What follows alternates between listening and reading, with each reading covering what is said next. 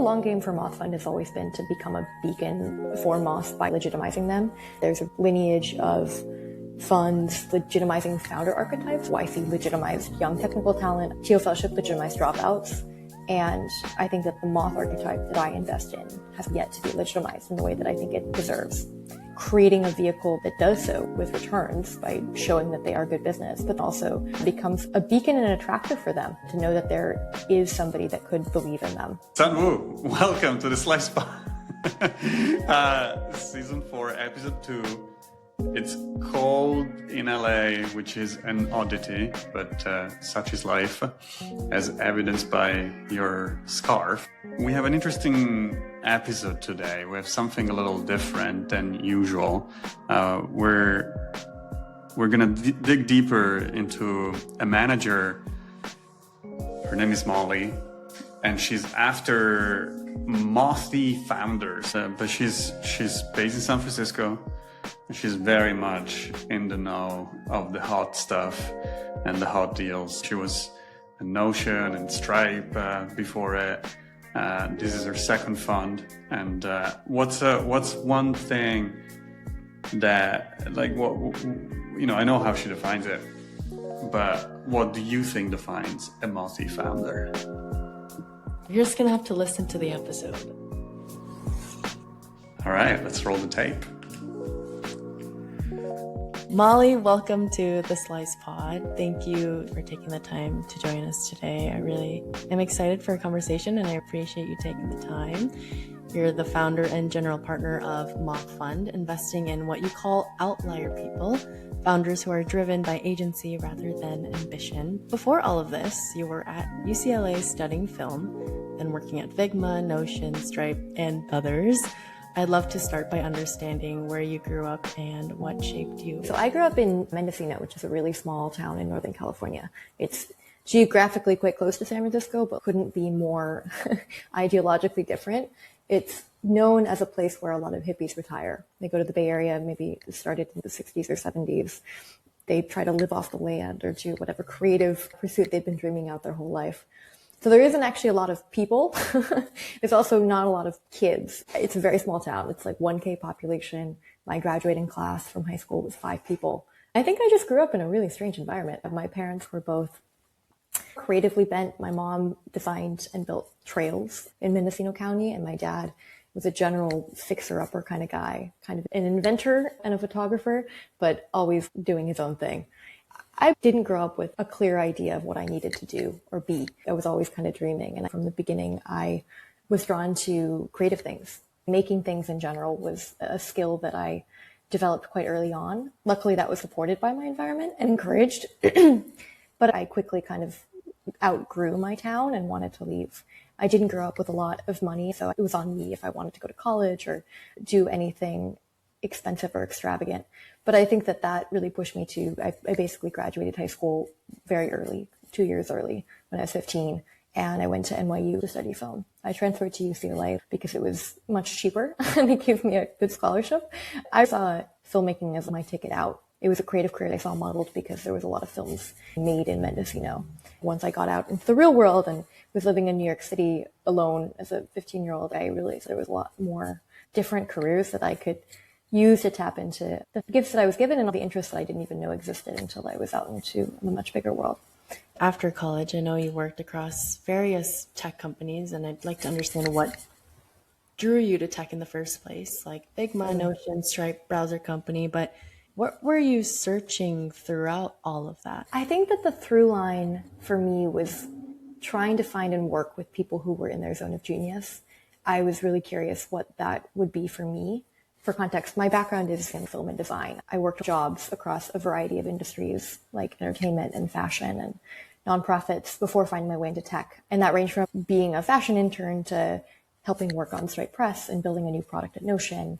And I think that in all of those experiences, I was just trying to find people who are pursuing their life's work and how can I learn from them and see what it took for them to find that. I was really curious about finding that myself. So fast forward to partway through college, and I worked at Figma and Notion, was recruited to work on the story of the company in both cases as an intern. And that work is what caught the attention of Stripe and Patrick Collison. And then I got brought in to work on Stripe Press.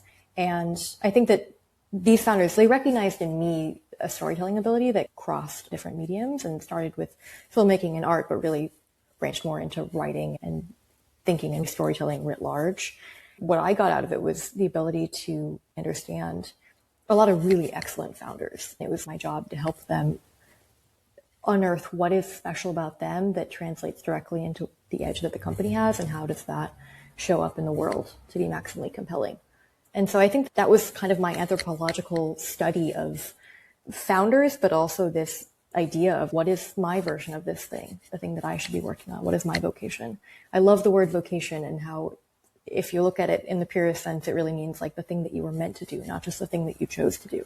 I think I've been a strong believer in that from the beginning, and that's baked into my fund. And when did investing enter the picture for you? Where does that journey begin? I never planned to be an investor. What I found was that I was consistently entering into high trust relationships with a certain type of founder, and I got a lot of gratification from helping them communicate, translate, and understand what makes them special.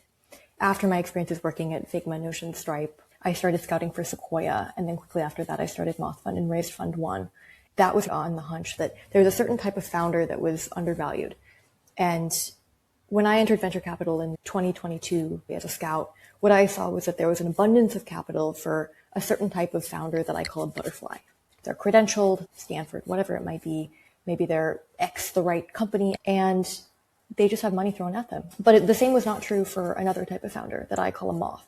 And these are more quirky, quiet, mission-driven founders whose edge is deeply intrinsic and the reason that they're doing what they're doing. And they typically focus more on doing something than being someone at the beginning of their career. And so that means that they're eligible for longer. And I think what I saw in my experiences working with Ivan of Notion, Dylan of Figma, especially Ivan of Notion, I saw that they went through this period at the beginning, this kind of moth-like founder, and I think Ivan is a canonical example, where it wasn't obvious how talented they were or the vision that they had. And like Ivan, he had just been a designer, engineer at Inkling before, and Notion was not really the clear, incredible product that it is today for a long time. But really, they didn't even ship the first version of it for like 3 years. And during that time, did they have investors throwing money at them? Definitely not. I saw this opportunity. What if you were to find founders like Ivan and founders like Dylan, who in 2013, yes, he got the Thiel Fellowship, but the Thiel Fellowship was not the credential mill that it is today. What if you found them early and saw that they had a really unique perspective and believed and backed them then? That seemed like a massive opportunity to me, especially for this certain type of founder. And it seemed like there was not a lot of partners for those types of people that were the high trust believers that could see what made them special and were aligned in terms of their fund structure to spend time with them. So that was the hypothesis that I had going into Fund 1. I want to see if this type of founder, my taste, makes business sense, if I can validate that. I was very lucky that my Fund 1 was anchored by Daniel Gross, who kind of put me in business. From there, it was LP's combination of high net worth individuals, fund to fund. That was the kind of pre-seed starter capital to be off to the races. I invested that fund for around 2 years, and I invested in 35 companies. I feel very lucky that it's in top decile performance that kind of proves out the theory that I had that investing in Moths is good business, but it wasn't always clear. I think that is indicative of the thesis, is that it does take longer for these types of companies because the founders that I back are eligible for longer. I think that's such an important distinction, is how you compared butterflies and moths. Butterflies are motivated by ambition, whereas moths are driven by agency. It's the desire to play a game of your own, and you're clearly a moth of yourself. What's that light that you continued to be attracted to? By light, what do you mean? Why continue to build Moth? You've had so many experiences. Why is investing continuing to be the route for you, and what makes it your vocation? I think I'm lucky that I don't have any grass is greener syndrome because I've tried most things. My career has been divided into two buckets: making things and people, understanding people, being discerning about them, accurately predicting and charting their growth, seeking truth with them, helping them grow. I love that. I'm deeply motivated by that. It's so gratifying. And that Moth Fund is a direct manifestation of that. I think it's like my desire to pick people who will win and help them grow. And I think I have baked the making things instinct into my fund and what makes it different, what sets it apart. But it's also less my focus right now. And I'm more focused on the people and really backing them long term. And I just saw that there was an opportunity in my career that was time sensitive to back the incredible people that I found myself surrounded by. And I wanted to learn the most that I could. I think making things will always be there for me whenever I want to reunite with making films, making books. I know you just mentioned finding more founders like Ivan and Dylan, but now with Moth, what's a perfect timing scenario for you? I know you said you want to invest early, but how early do you want to find your moths? My strategy lives or dies by my ability to find really strange people early. They would call that sourcing. It's my job to have deep, authentic relationships with a lot of very talented, very strange people early and as early as possible. If they're fundraising, it's definitely too late. I take an approach where I try to decentralize an understanding of what mothiness looks like to talented people, operators, and founders in my network who are on the ground and are looking for me. I'm not looking for people that are saying that they're ready to start a company. I'm looking for people who are quitting their job or exploring a side project, scaling it up. They are talented and young, and they're very intrinsically motivated to work on the thing. And this looks like having a lot of people that know my taste in areas like robotics, consumer, things of that sort. And I try to frame it as I'd like to meet them early, mainly because I think I can help them find their path and be the person to help them take the jump. And for young people, that often looks like a little bit of money. And so I have a small grant program attached to my fund that is just more of a marketing expense. I've given 15 grants. They're typically $5,000 to young people exploring ideas, but often you just need a bit of cash to take an idea more seriously. So it's often used for paying for lab space or robotics or whatever it might be. And that's turned into 3 deals from the fund. I think that that is definitely not a necessity that it needs to be connected to the fund, but I think it also shows that I'm backing people and not ideas. And it gives me a reason to talk to a lot of talented people early on. And so I think that it's really about how do I build a brand and a beacon of light that attracts these moths, and how do I support them very early and show what Moth is all about. I think that it typically comes down to attracting via the grants, via just introductions for the kind of help I can provide, which is more like coaching than anything else. And then also my writing is often a beacon for the kinds of people that I want to back. And I can assume that once these Mothy founders are part of your community, that they feel the freedom to grow without judgment. But I'm curious, like, how do you find these Mothy founders in the first place, other than this grant network? What are the other sources that you're looking at? It often just looks like following talent diasporas from companies, but also colleges or friend groups more than anything else. What are the most talented friend groups at any given point? And how can I serve one of them and then in turn start to serve more of them? And I think it's a long-term game. I typically know a founder for minimum 3 months before I invest in them. At a minimum, I want the people that I spent time with and help serve to be outlier and fit the qualification of mothiness.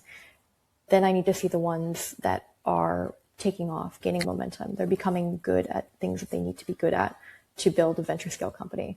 My job is to return my fund many times over. Even if there are people that I meet the qualifications of mothiness, many of them are not venture scale company founders. And that is my job to discern. And so I think it's really about like, how can I be the one that is their confidant as they are learning and growing? I think that looks like being more like a coach and helping them understand themselves through the, how do I help them tell their story better, but also like, what are the things you need to get better at and how are you doing that? I think that authentic and honest relationship is what I try to differentiate myself by. And also the part that I love the most, like I'm not going to be a traditional investor asking for metrics or updates or anything like that. I'm more wondering how you're growing, and I want to see that over time. In that sense, are you on the camp that believes that everyone has a moth within them, or that you are either a moth or you aren't a moth? I love personality tests and frameworks, and the Enneagram especially. I think that you could roughly divide most personality tests by the ones that are more kind of internally motivated versus externally motivated. So I would say you're either a moth or you're not. I think there's definitely people who like seem more like a butterfly on the outside, but then are at their core mothy. Ivan of Notion is like a great example of a moth because I think he's both on the inside and the outside very mothy. I think Dylan is a little bit harder to understand as a moth for some people because he is bubbly and he's much more outgoing. But I think at his core, he's much more intrinsically motivated and charted his own path. And I think that's what I'm looking for. And really charted his own path even when it was hard. I like to see that they're passing a lot of tests that life and being a founder will throw at them and still keeping on a path that feels like their own and really following what they want to do and care about. So yeah, I think most people are inborn either a moth or a butterfly. I don't know what the breakdown is though. You've positioned yourself around helping founders tell their stories. Your background in media and design might have to do something with it, but I'm wondering what does that actually look like when you're in an engagement with the founder, you're working with a founder? Is there a structured approach or is it more organic? It mainly looks like at the very beginning, spending a lot of time with them, and it's more organic. I think the process of me evaluating someone and starting to help them ideally should be the same process. I like to demonstrate the value that I can provide through relationship early and also seek truth together so it is clear whether we're the right fit to work together or not. I often ask, how do you feel like you've been misunderstood? I think there's a common thread between a lot of the founders that I back where they are kind of misunderstood because I think that's part of having an intrinsic edge. I'm not trying to find people that have a lot of hangups in why they can't present themselves. I want to see that they're growing, but I also want to understand and unpack how have you been telling your story? What have you been missing? How have you been obscuring like what makes you special? I often divide the story into three parts. What hits for investors, for customers, your evangelizers, and then the story for hire, like potential talent. And those should ideally be all pieces of the same story, but you often play up different elements in each case. I think that that is something that I like to dig into, like what have you been doing? How has it been working? How could it be better? When did it work really well? Why did it work really well?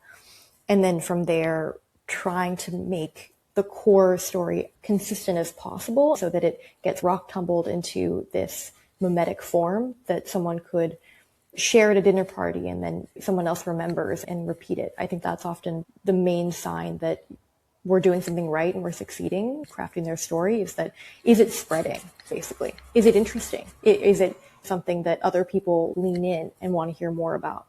And I think I'm also lucky that a lot of the founders that I back, because they're more mission oriented, they are doing more fringe weird stuff. So it kind of jumps off the page more than the next AI company or B2B SaaS. But I do think that that is what we're aiming for from the very beginning, is like a clear North Star of we want to make sure that your company is maximally compelling to all of these different stakeholders. How do you maintain this level of preciousness, protect that while you're building something that needs to scale? Inevitably, with more funds, you have more founders to engage with, more founders to guide. Maybe not because they're past your point of helping, but also the LP relationships. It's hard. I make it pretty explicit to founders. So I'm going to be a deeply embedded partner to you from the stage of pre-seed to seed, and that is my specialty. I think getting the story right then for the types of founders and companies that I back is a very impactful time. And having that core kind of atomic unit in place from the very beginning makes it so that seed round is more a story of like, okay, we know what makes us interesting, but now we're talking about the traction and what we've actually built. I think that having that relationship be explicit, like I'm going to be the partner during this period, and then I want to help be involved at all the times that you're raising new rounds. It's a great way for me to check in with founders. But my main competition is other accelerators like YC. I think the main differentiator that I can provide is that I will provide more bespoke help at that earliest stage. But I'm not going to pretend like I'm going to be deeply embedded at Series A and beyond, because I really do focus on the earliest stages. Them growing and figuring out what they want to do, how to talk about it, and getting it off the ground. I think as my portfolio grows and I start being more involved in a founder's early stage, I've slowed down my pace of deployment so that I have more time with each one. Fund one was 4 million, about 33 investments at 100K each. Now, Fund two is 25 to 30 million with 750K core checks and some 250K opportunity checks. That's a pretty big shift. What did you learn from Fund One, both from the portfolio companies, the founders, and from your customers, the LPs, that made you want to do things a little bit differently for this fund too? Yeah, it's been a journey. I think the vision was always to become a beacon for a certain type of founder. And I think that requires having substantial ownership and writing larger checks. And so it was like being a boutique pre-seed firm was kind of the North Star. I thought coming into it that I would need to wait until maybe like Fund 3 or so to start leading rounds. I think with Fund 1, the main learning was, okay, it's very clear from doing both pre-seed and seed companies that my edge is with the pre-seed companies because I had much more of a unique perspective on the founder. I got in earlier. The ownership was more interesting. And it was non-consensus at the time that I invested. And I think that showed that I could see something in these founders and it could translate into a unique edge for the founder over time. And so I wanted to specialize in the ones that were stranger and a big true bet at the pre-seed, where it's just a person with an idea.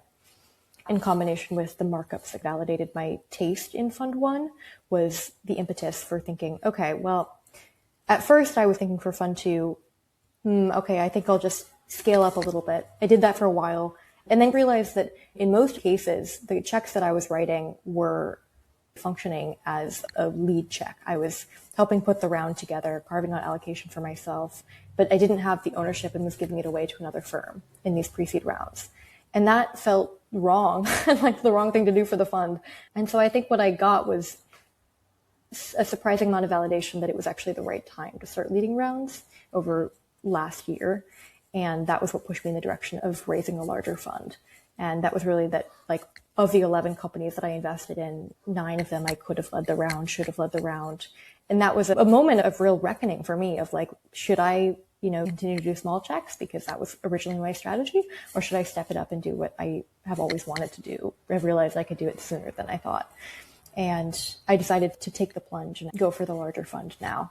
And I'm glad I am, because I think it was a moment of growing up, learning to sell to institutionals and growing into the role that I'd already been taking on with founders, which is being more deeply embedded and being more of a peer to them. And that is what I am currently spending most of my time on.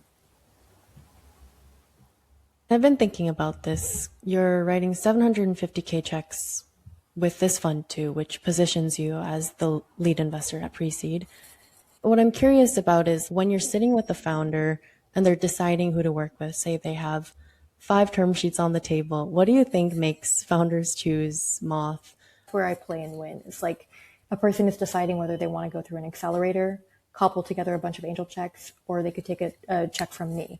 It is truly just a person with an idea. So for the Moth archetype that I'm backing, tier 1s are not really even in the picture yet. For a butterfly, maybe they would be thrown at them, but then that gets into a whole different race of then you need them to put more money in later. I think for the Moths, the ideal is that they have true believers from the beginning, and then at seed, they get taken seriously by all the big firms, and they find the right partner there. So I think it's my job to see the inklings early that this person has a differentiated vision, and I can uniquely help them in some way, and then help them get on that path towards raising a seed round of whatever size makes sense to get their company off to the races.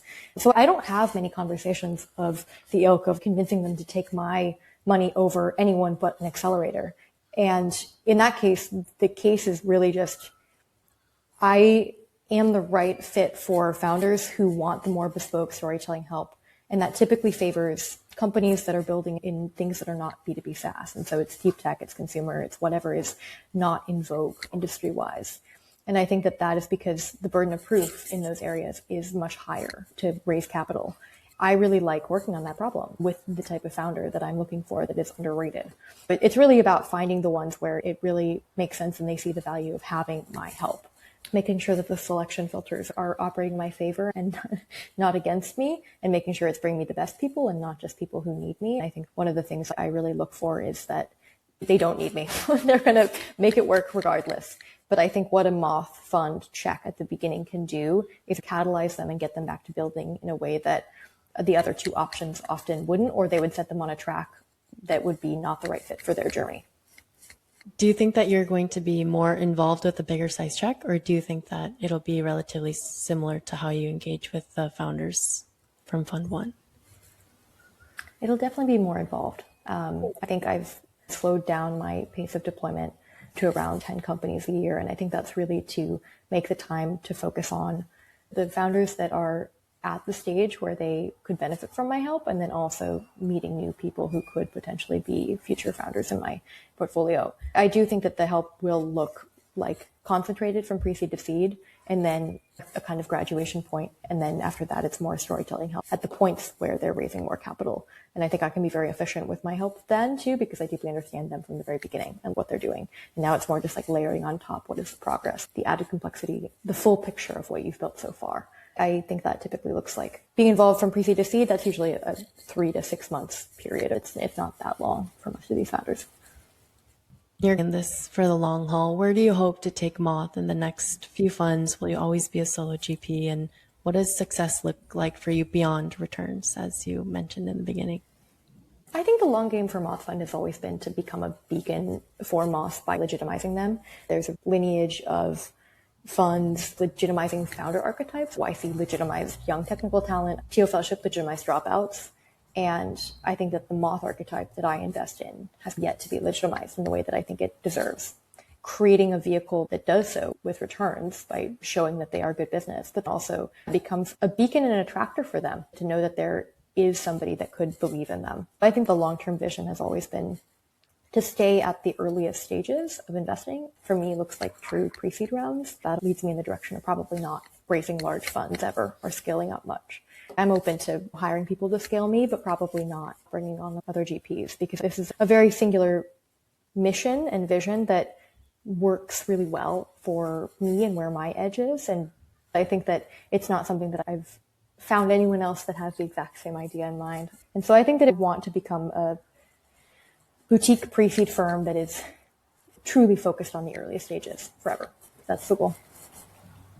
As we wrap up, what has been the harder part about being a solo GP, raising funds 1 and funds 2? And on the contrast, what do you think's been better than you expected?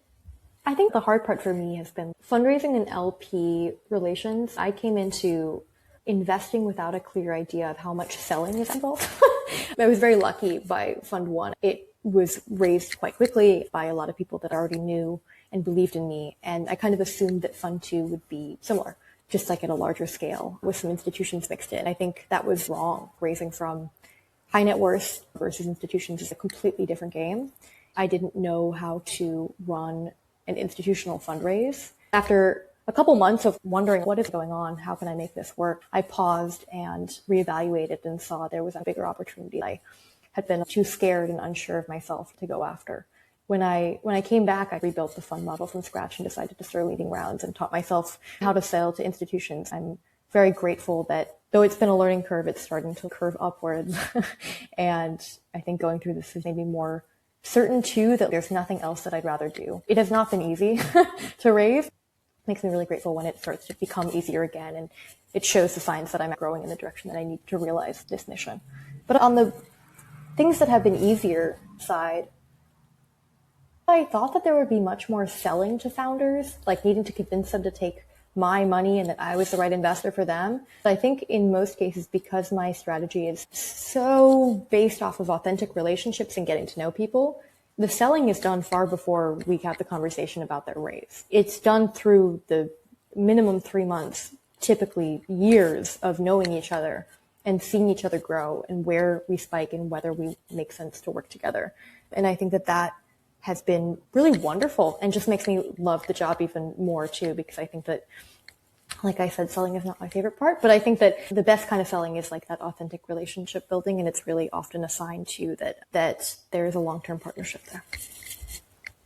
One last question for me. Has there been any piece of advice that has been really helpful to you as a solo GP that maybe you didn't take or that you didn't take and you wish that you took?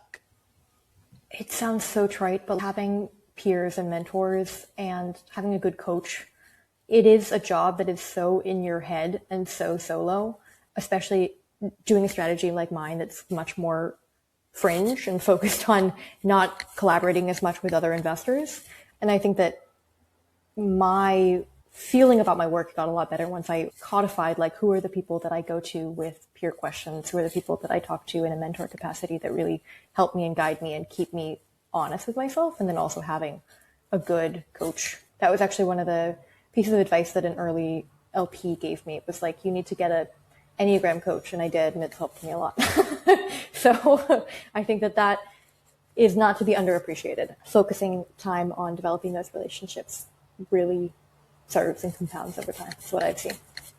Molly, thank you again for joining us. This is amazing. I feel like we got to peel back a layer into your brain and get an understanding of how your gears groove and work and move. So thank you again. You just listened to another episode of the Slice podcast, hosted by Soundwoo and produced by Soundwoo, with a brief appearance of me, Fabry. Join us in a couple of weeks, where we're gonna go down a very arcane path filled with agents, medicine, biotechnology, the Terminator. No, I'm kidding. There's no Terminator, but it's going to be very interesting. We're going to talk to Arkady, founder of Arcane Ventures, about how he built this second fund with an army of agents, trying to understand what are going to be the most impactful areas for human development, utilizing AI to find out where to invest. And yeah, it's gonna be dope. If you're not a subscriber yet, make sure that you subscribe on Apple Podcasts, Spotify, Substack, or wherever you listen to your favorite show, that is Slice. And until then, thank you for listening, and see you in a couple weeks.